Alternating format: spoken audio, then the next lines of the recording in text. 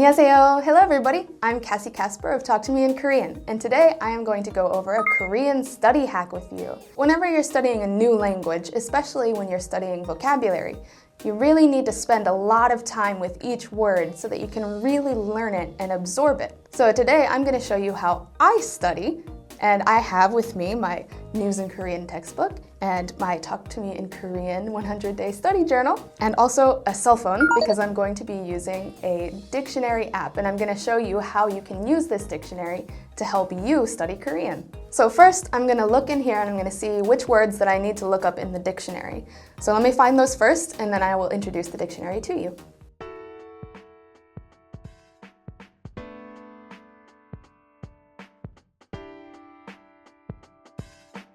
Okay, so I found 5 words that I'm going to look up. So now let's check out the dictionary.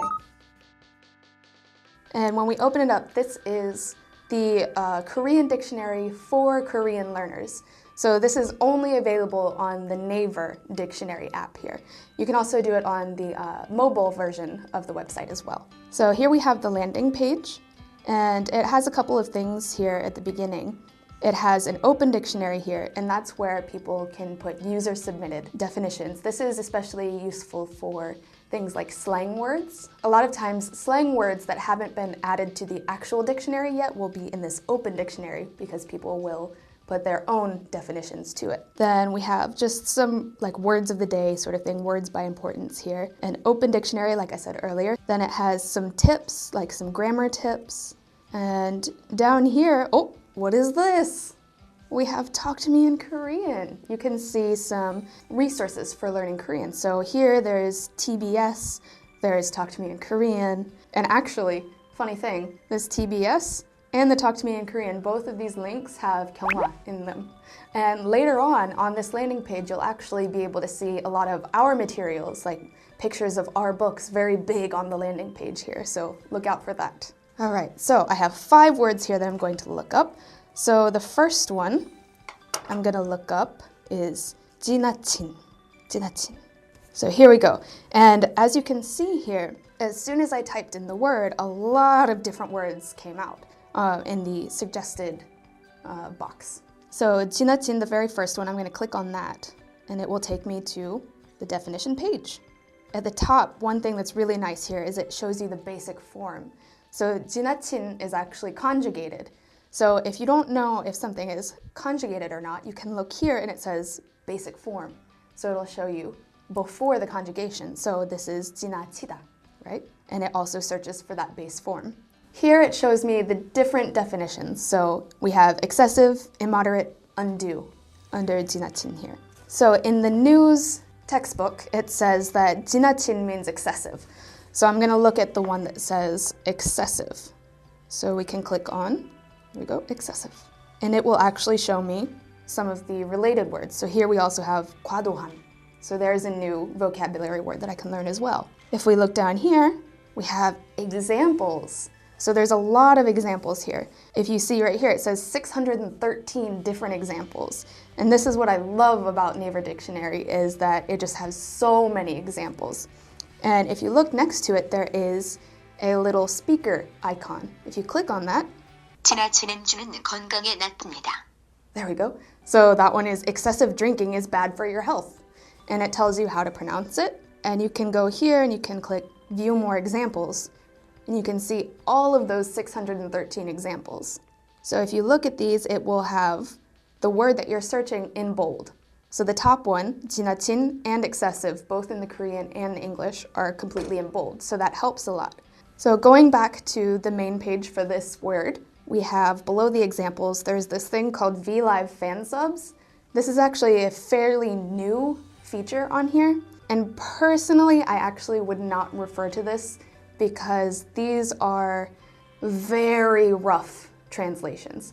So if you do want to use this, I would suggest using this more for fun, and also it's more for advanced learners, I would say. So once you really understand the language and kind of how it's used, then you can start to understand the underlying nuances of these words and why they're translated the way they are in this VLive fan subs area. All right, so going back, I'm going to click on the actual Korean word here, 지나친. So let's listen to the pronunciation one more time. 지나친. 지나친. So this voice is actually kind of a robotic voice, but some of the voices are very, very natural, and there are like actual voice actors that do the voices for these. And this button I've actually never pressed before, so I'm not sure what it is. I'm going to try it. What is this? 지나친. 지나친. Aha! 지나친. It keeps repeating it. All right, that's 지나친. cool. And then you can press it again to stop, so it'll stop. That's actually really useful because as it repeats it, you can repeat after it and keep doing it until you get used to it. So that's a really nice feature. I'll have to use that from now on. Oh, this is another feature I didn't know existed. There is details. If you go into the details on each of those examples, it will kind of tell you, it will show you a few more examples of that sentence. So here we have 지나친 음주는 건강에 나쁩니다. So excessive drinking is bad for your health. And then it shows you similar examples. So here, too much drink is bad for your health. Excessive drinking is bad for your health. Excessive drinking is injurious to your health. Wow, that's really neat. So you can see a lot of examples that are pretty much the same meaning, but with slightly different wording. That's a very useful feature. So now I know 지나친 is excessive.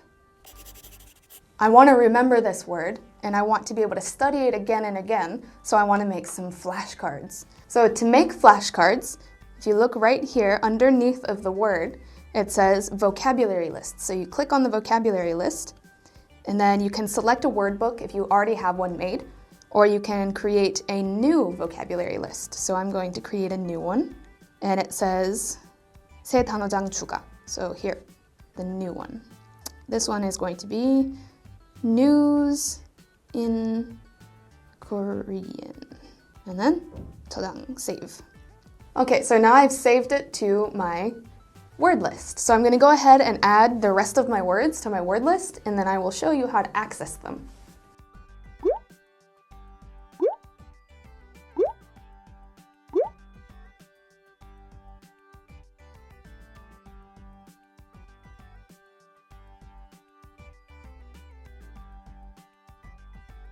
All right, so now we're going to study these flashcards here. So we go into 외우기, and you click on the first ones here, 1 through 5. And here, if you press 감추기, you can hide parts of the word. So you can hide the Korean or you can hide the English. So 해롭다. 해롭다 is harmful, I think. Yes. So because I got it right, that means that I memorized it. So now we can press here. Right now it's marked as 미암기, which is unmemorized or you don't know it yet. So you can click on that, it becomes 암기. So you have memorized it. And then when you go back to the main page for the News in Korean word cards here, it says that the ones that I have memorized are 5. 5 out of 5. I know them all, yay! So it shows you, what you've memorized and what you still need to memorize. So as you notice, the word card section there is completely in Korean. So that's a little bit of a downside. But if you look at it positively, you can actually use it as a learning experience. So maybe you could make a set of words using the words in the word card section. You can look those up in the dictionary, save them, and then study them there.